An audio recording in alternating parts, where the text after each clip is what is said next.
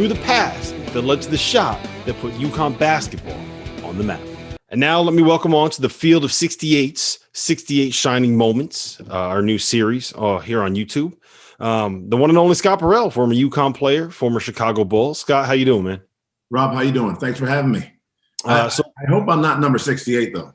No, you're not. Okay. Just make sure. I grew up as a UConn fan, so it's going to be hard to get you in the top two when we have Shabazz and Kemba on the list somewhere, but I guarantee it'll be minimum top three. All right. Appreciate it. Of course, we're talking about the moment the Tate George shot. And I just kind of want to, first and foremost, I just kind of want to set the stage where, what was going on in the game at that point? Where were you mentally, and what do you remember about the plays kind of leading up to that? Well, I remember we were dominating the game. We were up by 19, and then we had a little lull in concentration, lack of focus, and little by little they started chipping away at the lead. And before we knew it, they knocked the ball out of bounds in the corner, and they had one more chance to hit a three, and they did. So with 1 second left, we got the ball back, which gave us a chance with 1 second on the clock to do something, win or lose a ball game, and it ended up working out in our favor. So you got to go the length of the court there, right? I'm curious, how many times in practice, one, did you work on that play? And two, did it actually work the way that it worked in the game? Well, it depends on who you ask. If you ask Smitty's going to say it was supposed to go to me. If you ask Tate, it's supposed to go to him. And I would say we worked on it we probably did it once every at the end of practice. So we worked on it a lot, but it's a lot easier to do it when you know who you're playing against and how they're going to defend you. But once you're in the game and you don't know who's going to guard the ball, you don't know how they're going to defend it, it makes a big difference. So you knew exactly what it was. Like you didn't even did Coach Calhoun have to draw up that play in the huddle, or was it just kind of like, okay, we're going to run this now, we know what we're doing? No, he had to draw something up. He drew it up a little bit because different guys were in the ball game, I think. So, but we wanted obviously two scores, be a half court, go down to try to get the ball around the half court line and maybe get a shot up. But Tate did a great job of walling off Sean Tyson off in the corner. And he gave me a left hand like it was a corner pattern, like a quarterback throw a corner pattern. And I was in Campbell's guarding my left side. So I couldn't see anything on the left side. So Smitty was out of the play. And I figured if I get it as close to the rim, it's up to Tate to finish the job. So I don't know how many people know this, but you grew up as a football player and a baseball player as well. What's the difference when it comes to throwing a football and throwing a basketball 94 feet? That definitely was a football pass. A baseball pass would have been more like when Leitner hit the shot against Kentucky, where you have the direct line pass to the foul line, and he had to make a little pivot to that shot. That was more of a baseball pass. Football pass, I had to go to the corner pattern for corner of the end zone for a touchdown.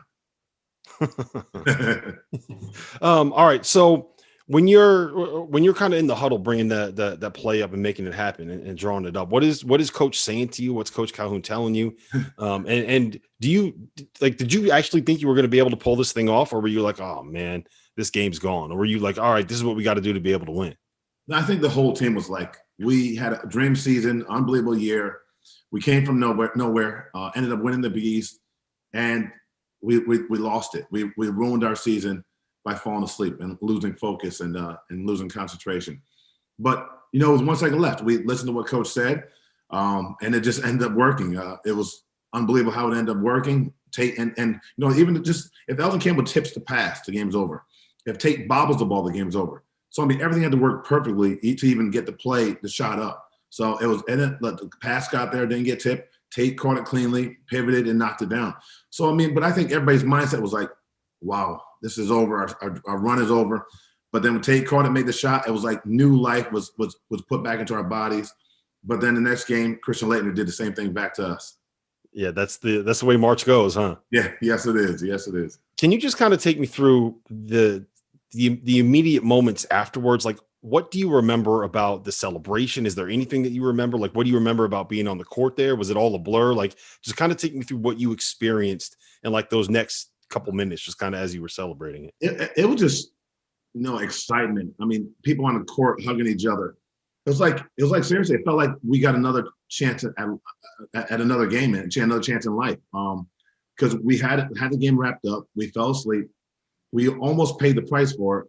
But then obviously with 1 second left, Tate makes a shot. So when we played Duke the next game, we're like, this has to be our game. It has to be our game. I think that's what everybody thought as soon as that game was over, because we thought it was our destiny to make the Final Four. Like I said, a team that was ranked supposed to come in last place in the Big East is now on the verge of going to the Final Four, and I think everybody believed that it was our year for the UConn to break through and get to the Final Four. Before we continue that interview, I just have to let you guys know that it is that time of year again. We have waited 2 years for this moment, and it is finally here. March's biggest tournament is back. Gonzaga's getting ready to run the table. Slippers are being fit as we speak. And our partners over at DraftKings Sportsbook, America's top-rated sportsbook app, are putting our listeners at the center of the action. How?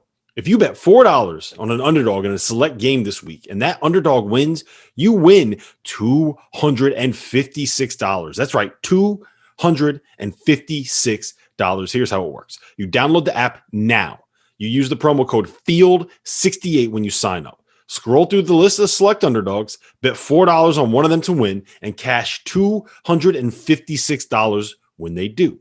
There is no better way for you to put your college hoops knowledge to the test and then to put your money where your mouth is with DraftKings Sportsbook. It's safe, it's secure, it's reliable. You can deposit and withdraw your funds at your convenience. I know this because I use them. So remember, the code is FIELD68. That's FIELD68 to turn $4 into $256. For a limited time only, you must be 21 years or older. Restrictions apply. Go to DraftKings.com for details. Gambling problem? Call 1-800-GAMBLER. Now, I've always been curious about this in tournament settings. After you make that shot, like at what point do you say, okay, we have to forget that, and now we're moving on to the next one? We got Duke next. At what point do you kind of turn the page and you look forward and kind of put the celebration behind you? Because it feels like that's the kind of thing that's very difficult for like a college student to be able to do, right? Like you just had one of the biggest plays you're ever going to have in your college career, and now you got to just forget it and move on to the next. Like that can't be an easy thing to do. You know what? I think for us it was, because we've learned the lesson that how fragile this season could be. And plus you're playing Duke, the team that's always on top.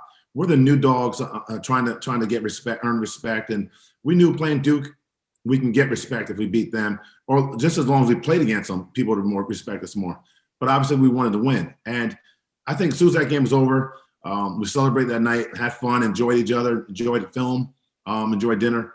But once we started talking about Duke, it's a different level, a different animal, because that's a team that you always grow up watching in the Final Four. Coach K has those guys winning every year, ACC championships, the legends that played there. You're just so revved up to play them because you know they're on top, and that's who you have to beat to get to become one of those big time schools. Now, you said you enjoyed the film session. Did you enjoy rewatching where you blew the 19-point lead? Well, yeah, you know why? Because I enjoyed one part when Smitty fell asleep, letting that guy shoot a three in the corner, and we got on Smitty for it. I mean, they passed and Smitty wasn't guarding anybody. We're like, Smitty, who are you covering?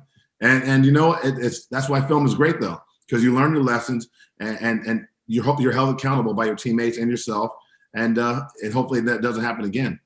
And it's always better when that happens in a win, right? When you're in a win, exactly. So you can get on them a little bit more. Yes. So it felt like this was kind of moment when UConn broke through in a sense. And I'm just curious, like you grew up in the state of Connecticut, you know that program as well as anyone. Where was it before and where did it go after that you saw? I mean, you experienced it. Yeah. It was on the verge of becoming very, very good. Because, I mean, Cliff Robinson was a stud they brought in there.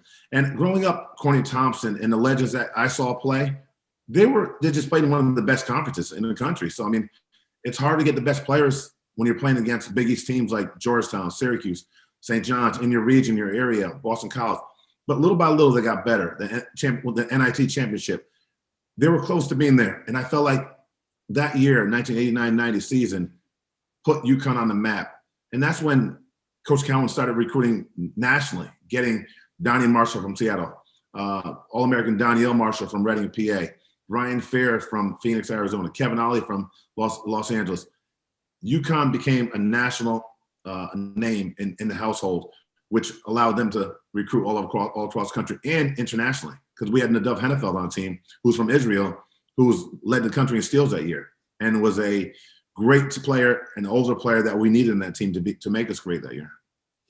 So when you were growing up in Connecticut, was obviously for my generation, UConn basketball was the biggest thing. Like that was our team. But I'm curious, like, what was it like that for you? Was it still at that same kind of level? Was it just something where people that loved basketball in the state loved it, but it wasn't the same kind of a thing? Like, what was it like at that point? It wasn't the excitement that the state didn't rally around them like they did that after that 89-90 season or during the 89-90 season. You would drive by houses, and everybody would have UConn flags. Everybody talked about UConn Huskies. You saw commercials. It was so much more hype around UConn men's basketball during that year.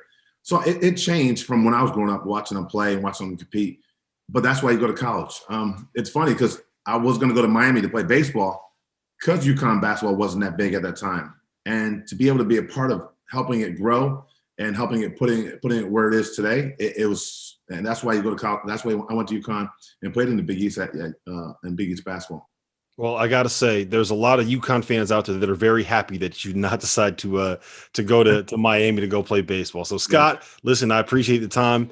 Thank you so much for joining us. Rob, thanks for having me. It was a great time. Thank you.